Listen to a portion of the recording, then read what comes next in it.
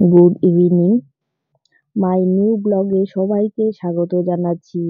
আজকে 22 জানুয়ারি অযোধ্যায় রাম মন্দিরের প্রাণ প্রতিষ্ঠা হচ্ছে। সেই জন্য আমি সন্ধ্যেবেলা ঘরে এসে টিভিটাকে অন করলাম, যে দেখি একটু, যেহেতু লাইভ টেলিকাস্ট সেজন্য একটু চোখ রাখার জন্য টিভিটাকে অন করলাম।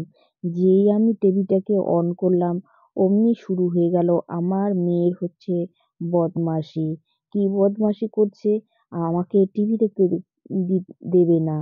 টিভি ছাড়লে তাকে দিতে হবে কার্টুন কিংবা কোনো গানের চ্যানেল, সেসব উনি দেখবে। এইসব অন্য কিছু দেখতে দেবে না। সেজন্য এই যে বসে পড়েছে, যেহেতু আমি দিলাম না, ওর কথা শুনলাম না, সেহেতু উনি বসে পড়লো মাটিতে।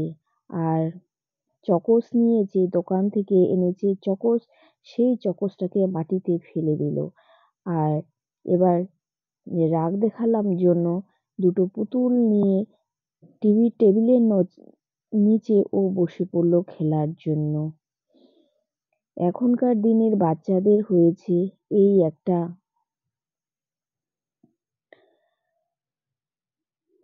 কি বলবো, এই একটা আবদার, খেতে বসে কার্টুন, অন্য সময় কার্টুন না দিলে যেন ওদের চলে না। অবশ্য ওদেরই বা কি দোষ, আমরাই তো এই অভ্যেসগুলো তৈরি করেছি। অল্প অল্প করে একটু একটু করে দিতে দিতেই আজকে এরকম হয়ে গেছে। যদিও বা অতটা বায়না করে না, খুব যে বেশি বায়না করে সেরকমও না। তো আমি ডাকছিলাম যে মামা, টেবিলের নিচে তুমি বসে আছো, সেখানে অনেক পোকামাকড় থাকবে, তুমি বাইরে চলে আসো। না, কিছুতেই না। ঘরে থাকলে ও টেবিলের তলায় এভাবে পুতুল নিয়ে গিয়ে ওখানে খেলা শুরু করে দেয়। আর বাধ্য হয়ে আমি সেখানে বসে থাকছি। এবার ওখানে খেলা হয়ে গেল, চলে আসলো এবার এখানে গাড়ির উপরে। এবার এই গাড়িতে উঠলে কি হয়, যে কোন সময় পড়ে যাবে। আর ঘরটা যেহেতু এবড়ো খেবড়ো, কখন কোন জায়গায়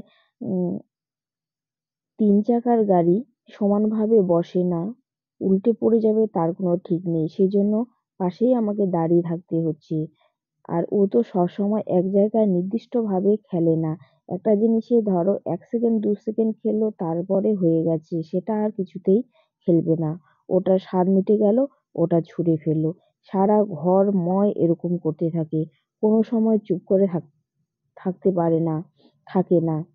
সারা ঘর মনে হয় পরিষ্কার পরিচ্ছন্ন করে রাখো, আবার শুরু হয়ে যায়। মানে কোনোটাতেই ও চুপ করে থাকে না। এই আমার